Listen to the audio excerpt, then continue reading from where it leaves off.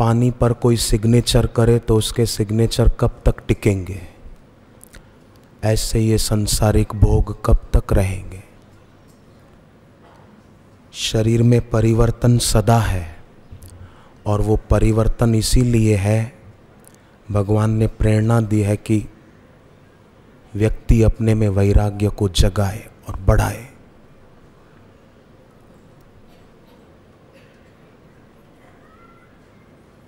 आम खाना चाहे कोई और बबूल के पेड़ पर हाथ डाले कि आम खाने को मिलेगा, तो कैसी नासमझी की बात है।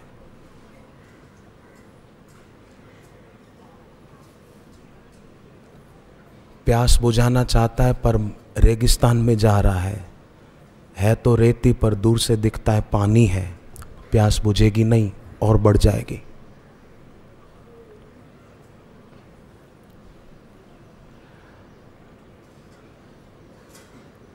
एक राजा थे, महल में सोए थे। स्वप्न देखा कि एक काली छाया उनके पीछे खड़ी है और कहा कि आज शाम को सूरज अस्त होने से पहले पहले ठीक जगह पे पहुंच जाना, मैं आऊंगी तुमको लेने के लिए। देखना, चूकना नहीं, तुम्हारा समय हो गया है, तुम्हारी मृत्यु होगी। राजा घबरा कर जागा, पंडितों को बुलवाया, सपने का अर्थ पूछा। कोई कुछ कह रहा था, कोई कुछ कह रहा था। राजा घबराया हुआ था कि समय तो बताया सूरज अस्त होने के पहले पहुंच जाना, पर कहाँ पहुंचना ये जगह नहीं बताई।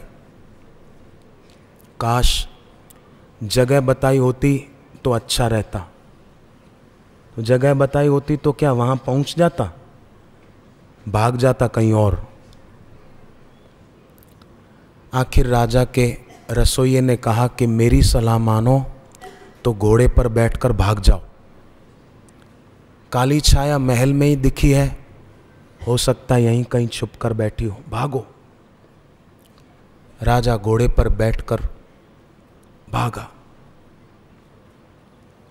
खूब दौड़ाया घोड़े को। शाम होने के पहले पहले एक जगह घोड़े को रोका। राजा ने सोचा अब तो बहुत दूर आ गया, काली छाया यहाँ कैसे आएगी। उतरा घोड़े से, घोड़े को शाबाशी देने लगा कि शाबाश, तूने मेरी जान बचाई, इतनी दूर मुझे ले आया सुरक्षित जगह पर, शाबाश है। इतने में पीछे से उसी काली छाया ने राजा के कंधे पर हाथ रखा और कहा, राजन तुम्हारे घोड़े को शाबाशी तो मैं भी देना चाहती हूँ। राजा ने देखा वही काली छाया। बोले तू यहाँ? बोले हाँ,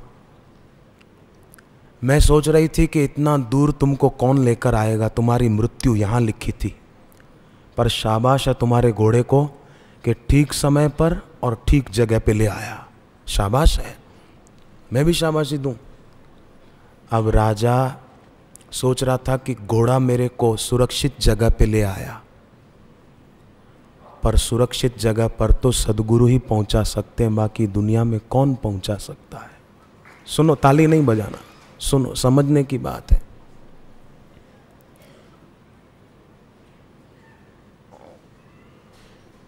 हनुमान जी भी ठीक समय पर औषधि लेकर आ गए थे और लक्ष्मण जी के प्राण बचा दिए थे। हाँ, सुबह सूरज उगने के पहले पहले। तो वास्तव में देखा जाए तो गुरु ही एक ऐसी दिव्य औषधि दे देते हैं, गुरु मंत्र की, सत्संग की, ब्रह्म ज्ञान की, जिसके द्वारा हम जन्म मरण से बच जाते हैं, मुक्ति का अनुभव हो जाता है जीते जी। पंजाब में ही पटियाला शहर है ना, पटियाला। वहाँ के एक सिख बंधु, उनका नाम मनजीत सिंह, नई टिहरी में सत्संग था तो वो मुझे मिले थे वहाँ। उनके साथ 2 सिख और भी थे, एक शायद उनके पिताजी थे, एक दूसरे थे। बोले हमने सोनी टीवी पर सत्संग सुना, और हमें बड़ी श्रद्धा हुई बापूजी के लिए। उनके शब्द मैं दोहरा रहा हूँ, मंजीत सिंह सिख पटियाला के, बोले हमें बापूजी को देखकर लगा कि हमारे गुरु नानक देव जी फिर से धरती पर आए हैं, इसलिए मैं दीक्षा लेने आया हूँ। तो मैंने कहा कि दीक्षा का कार्यक्रम तो पूरा हो गया सुबह। बोले अच्छा, तो अब? मैंने कहा दोबारा कहीं आसपास सत्संग हो तो आप आ जाना। अब भगवान की ऐसी कृपा हुई कि थोड़े समय के बाद पटियाला में ही फिर सत्संग हुआ था, और वो मंजीत सिंह मुझे वहाँ भी मिले। बोले अब मैं दीक्षा जरूर लूँगा, अब ये मौका चूकूंगा नहीं। और उन्होंने फिर पटियाला में आखिरी दिन के सत्संग में दीक्षा ली और अपना भजन करते हैं।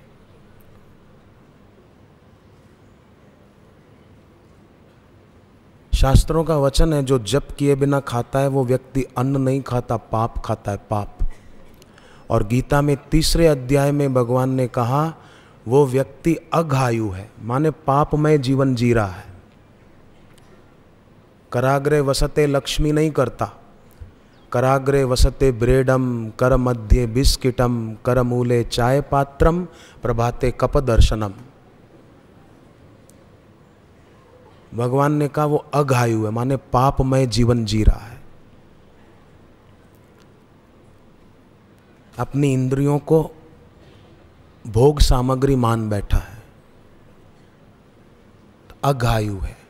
भगवान ने कहा मोगम पार्थस जीवति, ये पार्थ वो जीवन व्यर्थ जी रहा है। एक सेठ नदी में नहाने गए, बेचारे डूबने लगे, बचाओ बचाओ बचाओ करने लगे। कुछ लोग देख रहे थे पर कोई बचाने कूद नहीं रहा था। आखिर एक जवान आया, हट्टा कट्टा कूद पड़ा, बालों से पकड़ के खींचा, सेठ को किनारे ला दिया। सेठ ने अपनी जेब से उसको इनाम देना चाहा कुछ। जवान ने सोचा सेठ आदमी है, कुछ देगा, बढ़िया इनाम। सेठ ने तो 2 पैसे निकाले, कहा ले तेरा इनाम। वो लड़का देखता ही रह गया, 2 पैसे। लोग जो खड़े थे वो बोलने लगे हमको पता था इसके बारे में, तभी तो हम कूद नहीं रहे थे इसको बचाने।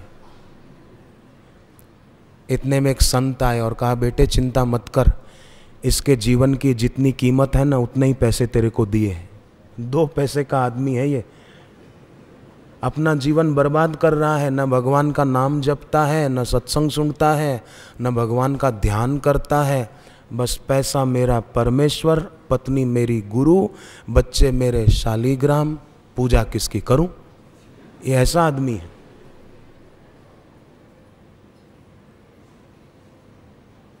जीवन नष्ट कर रहा है। पर भाग्यशाली हैं वे जो सत्संग में पहुंचते हैं, उनका जीवन सार्थक हो जाता है। जो शरण गुरु की आया, यह लोक सुखी परलोक सुखी। जिसने गुरु ज्ञान पचाया, यह लोक सुखी परलोक सुखी। मन में शांति भर देते हैं, जीवन सुखमय कर देते हैं। जिसने गुरुवर को ध्याया, यह लोक सुखी परलोक सुखी। मुक्ति का आधार गुरु हैं, करते भव से पार गुरु हैं। मन में जो इन्हें बिठाया, यह लोक सुखी परलोक सुखी। मन में उन्हें बिठाया जाए, माने मन में कोई फालतू इच्छाएं वासनाएं ना हो, उन्हीं का ज्ञान, उन्हीं का ध्यान, उन्हीं का सुमिरन। सुमिरन से सुख होत है, सुमिरन सुमिरन से दुख जाए।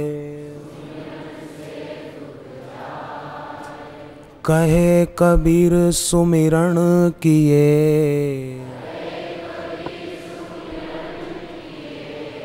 सद्गुरु माही समाए।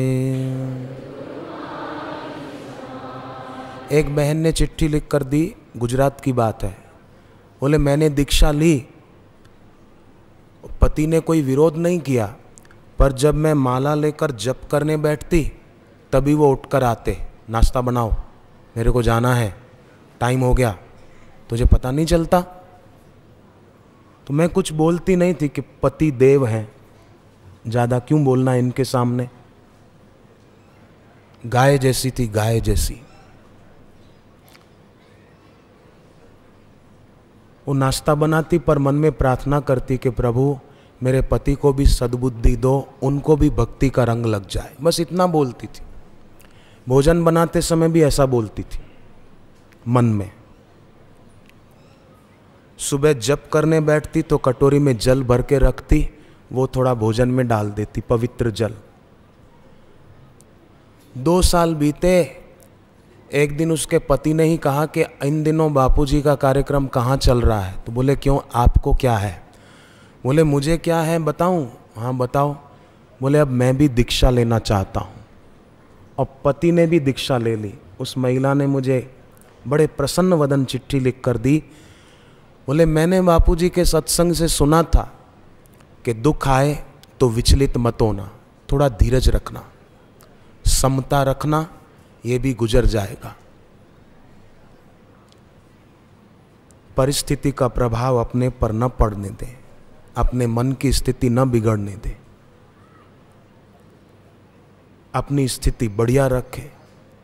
कई लोग परिस्थिति बिगड़ती है तो स्थान बदलने की सोचते हैं।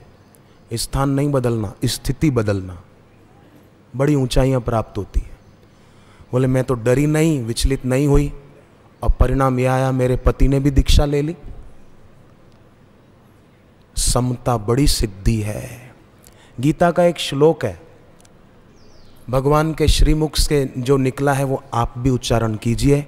2 अध्याय का 40वां श्लोक है, आप बोलना। जिनके पास गीता हो वो अभी खोलकर देख भी सकते हैं। 2 अध्याय और 40वां श्लोक है भगवत गीता का।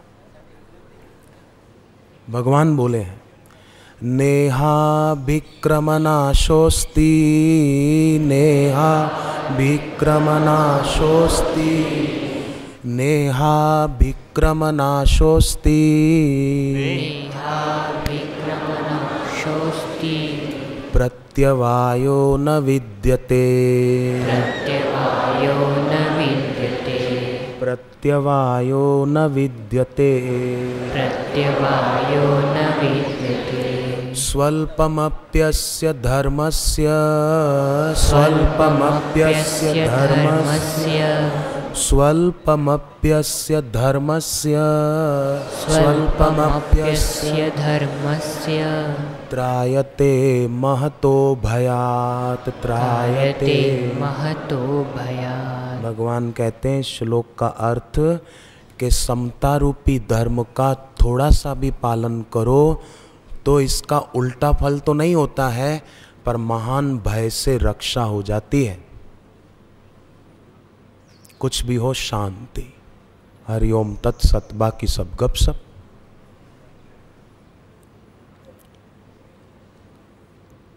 दिल्ली में एक परिवार है, 7 भाई हैं, 7 भाई शादीशुदा हैं, उनके बच्चे भी हैं, पर संयुक्त कुटुंब है।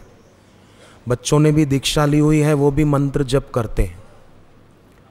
एक बार उनके व्यापार में कोई समस्या आई, संकट आया और किसी ने केस भी कर दिया। फिर भी वो विचलित नहीं हुए, बोले कोई बात नहीं, होता रहता है, ये भी गुजर जाएगा।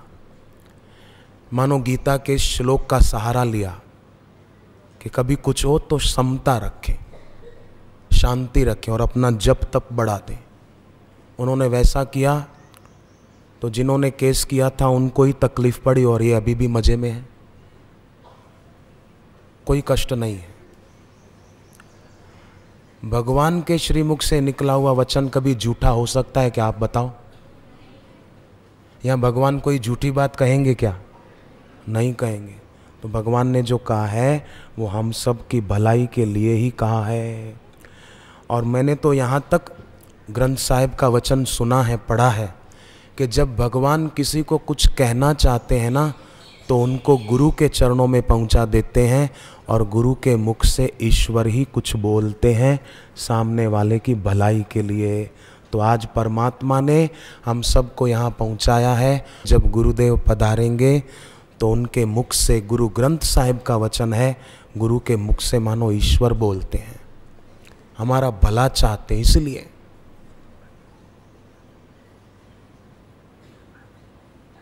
वास्तव में सबका सच्चा हित तो वही सोचते हैं, बाकी तो बस आ जाओ और फंसा जाओ। पर सबका मंगल सबका भला हो, गुरु चाहना ऐसी है।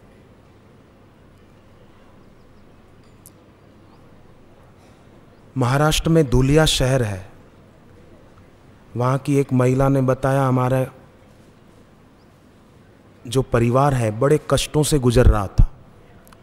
हमारी प्रॉपर्टी पर असामाजिक तत्व के लोग कब्जा जमा कर बैठे थे और हम बड़े दुखी थे, कोई सुनता ही नहीं था।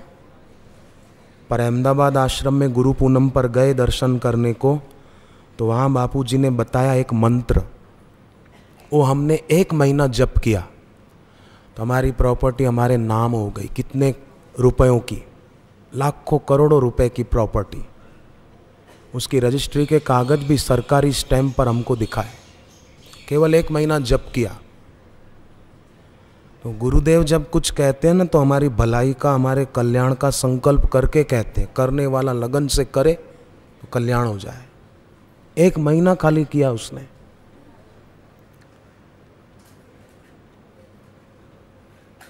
और विधि कौन सी? बड़ी सरल विधि बापूजी ने बताई।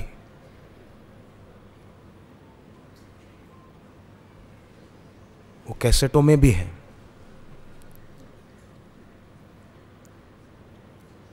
आप कहें तो मैं यहां कह दूं। वो ये एक बहन की तो बात आपको बताई, उस बहन का नाम नंदा बहन। ऐसे और कई लोग हैं जिन्होंने मुझे पत्र भी दिए, रूबरू भी बताया। पवन तनय बल पवन समाना, बुद्धि विवेक विज्ञान निधाना। पवन तनय बल पवन समाना, बुद्धि विवेक विज्ञान निधाना। कवन सो काज कठिन जग माही, जो नहीं हो ही तात तुम पाही। कवन सो काज कठिन जग माही, जो नहीं हो ही तात तुम पाई। बस इतना ही।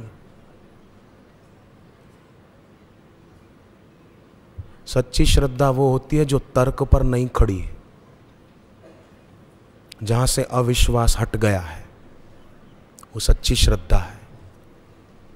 और ऐसी श्रद्धा का परिणाम बड़ा सुखद होता है। लोग फल चाहते हैं श्रद्धा के, पर मन में रखते हैं संशय, तो काम कैसे होगा?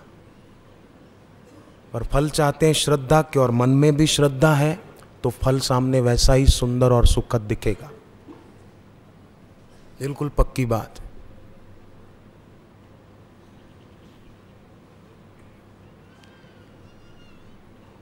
राजा जनक की इतनी श्रद्धा थी अष्टावक्र जी के प्रति, फिर भी अष्टावक्र जी ने, अष्टावक्र गीता में मैंने पढ़ा है, बार बार कहते हैं श्रद्धा कर। अर्जुन की श्रद्धा कम नहीं थी, पर गीता पढ़ो, 17 बार भगवान ने अर्जुन को श्रद्धा के बारे में कहा है। 17 बार, मैंने गिनती की है। और 4 बार गीता में भगवान ने कहा अश्रद्धा मत करियो। 4 बार कहा, 1 बार कह देते, 4 बार कहा। मैंने गिनती की, ये कितनी बार भगवान ने कहा है अश्रद्धा मत करना, अश्रद्धा से बचना, अश्रद्धा का फल ये होता है, ये भी बताया। 1 बार 4थे अध्याय में, 1 बार 9वें अध्याय में, और 2 बार 17वें अध्याय में। आजकल लोग पढ़ते नहीं हैं, और कोर्ट में जब केस होता है ना, मैंने सुना है, मैं कभी गया नहीं हूँ कोर्ट में, मैंने सुना है कि गीता पर हाथ रखवाते हैं कि कसम खाओ, जो कहोगे सच कहोगे। कैसा दुर्भाग्य! अगर बचपन से गीता हाथ में ली होती तो गीता पर हाथ रखने का दिन नहीं देखना पड़ता। हाथ में रखते बचपन से, तो उस पर हाथ क्यों रखना पड़े? लोग बड़े विचित्र हैं, बोलते हैं हमारे पास टाइम नहीं है, आई एम वेरी बिजी, मेरे पास सत्संग में बैठने का टाइम नहीं है, मेरे पास ध्यान में बैठने का टाइम नहीं है। ठीक है मेरे भाई बहन, आपके पास टाइम नहीं है, हम मानते हैं, पर आप एक बात तो बताओ, टाइम बताने वाली घड़ी तो आपके पास है? हाँ, टाइम नहीं है, टाइम बताने वाली घड़ी है। देखो कितना टाइम वेस्ट होता है, कितना समय एक दिन में बेकार चला जाता है, गपशप में, होटलों में खाने में, फिल्म या सीरियल देखने में कितना टाइम चला जाता है। वो देखो, अगर वो देखें तो सत्संग के लिए और ध्यान के लिए बहुत टाइम मिलेगा और उस समय सार्थक होगा। होटलों में, फिल्मों में तो टाइम निरर्थक चला जाता है। कई लोग बेकार की बातों में टाइम गंवा देते हैं और उनको लगता है कि हम कोई बहुत बड़े बड़े काम कर रहे हैं। हवाई जहाज जा रहा था, एयर होस्टेस ने पैसेंजरों को सूचना दी कि एक बहुत बुरी खबर है। पैसेंजर डर गए, एसी चल रहा था पर पसीना आ गया। क्या बुरी खबर है? वो बोली, दिशा सूचक यंत्र खराब हो गया है, हम किस दिशा में जा रहे हैं पता नहीं चल रहा और कहाँ प्लेन उतारना है ये भी पता नहीं चल रहा। बड़ी बुरी खबर है, पर एक अच्छी खबर है। पैसेंजर खुश हुए। क्या अच्छी खबर है? बोले, हम जहां भी जा रहे हैं बड़ी स्पीड से जा रहे हैं, दिशा का पता नहीं, प्लेन कहाँ उतारना पता नहीं चल रहा, पर अच्छी खबर यह है कि जहां भी जा रहे हैं स्पीड से जा रहे हैं। अब पेट्रोल खत्म होगा तब? लोगों को दिशा का पता ही नहीं है। बहुत स्पीड है जीवन में, बड़ी प्रगति कर रहे हैं लग रहा है, परंतु दिशा का पता नहीं है। दिशा विज्ञान नहीं देता, विज्ञान गति देता है, दिशा गुरु की दीक्षा देती है। इसलिए गति भी हो और दिशा भी हो, दोनों जरूरी है। तो जो पहुंच पाते हैं सचमुच उनको दिशा मिल जाती है कि यही कल्याणकारी दिशा है, इस पर चलें तो कल्याण है। बाकी तो राम विमुख संपत्ति प्रभुताई, जाई रही पाई बिनु पाई। देहात के 3 लड़के बंबई गए, कुछ अंग्रेजी शब्द सीख गए। उसका अर्थ क्या होता है पता नहीं, पर बोलते रहते थे, yes, thank you, don't worry, we are 3। गांव आए तो गांव वालों के सामने यही शब्द बोलते रहते थे। गांव वालों ने सोचा ये बंबई से पढ़ लिख कर आए हैं। गांव में हुई एक दिन चोरी, शहर से आए पीएसआई और उनके आदमी। गांव वालों ने सोचा वो 3 जो बंबई से पढ़ लिख कर आए हैं उनको आगे कर दो। सब उन तीनों को घेर कर आए। पीएसआई को हुआ कि गांव वालों को इन 3 पर शक है। पूछा कड़क आवाज से, गांव में चोरी हुई ये बात सच है? पहला बोला यस यस। चोरी किसने की आप जानते हो? दूसरा बोला वी आर 3। क्या बोलते हो? बोले वी आर 3। अब उसको पता ही नहीं इसका मतलब क्या हुआ, बोल गया बस। पीएसआई बोला चोरी का अंजाम जानते हो, जेल जाना पड़ेगा। तीसरा बोला डोंट वरी डोंट वरी, कोई बात नहीं कोई बात। तीनों को ले गए जेल में, बोले thank you thank you thank you. अब उनको लग रहा था कि बंबई से बहुत कुछ सीख कर आए हैं, पर उनका सीखा हुआ उनको ले गया जेल में। ऐसा ही संसार में लोगों को लगता है हमने बहुत कुछ पा लिया, बहुत कुछ कर लिया, पर भाई ये सब तो हमको जन्म मरण की जेल में ही ले जाता है। परंतु गुरु चरणों में बैठकर 2 वचन भी सुनते हैं ना, क्षेत्रज्ञम चापि माम विद्धि सर्व क्षेत्रेषु भारतः। ये गीता का एक श्लोक समझ लें। इसका मतलब क्या?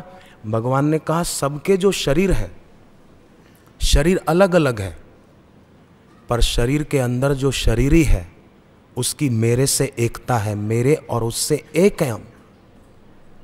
पर गुरु चरणों में बैठे तो ये बात समझे नहीं तो मैं ये हूँ, मैं फलानी हूँ, मैं फलाना हूँ, यही होता है। ये संसार के भोग ओस की बूंदों की तरह है। दूर से दिखते हैं मोती, पास में जाओ तो मिट्टी भी नहीं है। मोती तो क्या, मिट्टी भी नहीं, लगते हैं दूर से मोती जैसे। ऐसे दुनिया के भोग हैं। इसलिए तुलसीदास जी ने बड़ी प्यारी बात कही है, परिहरि राम भक्ति की सरिता आस करत है ओस कण की। भक्ति की गंगा को छोड़कर भोग जो ओस की बूंदों की तरह नष्ट होने वाले हैं, उसकी आस करते हैं लोग।